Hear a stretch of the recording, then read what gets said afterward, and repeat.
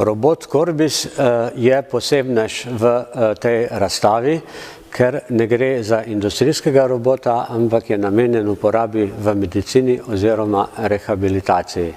Nastal je v okviru 7. okvirnega programa Evropske unije, v katerem je sodeloval tudi Univerzitetni inštitut za rehabilitacijo Soča v Ljubljani, kjer je potem tudi potekala raziskava.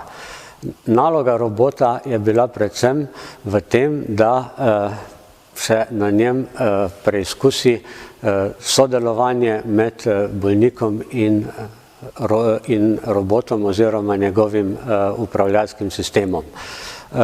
Robot ve, kako je pravilna hoja.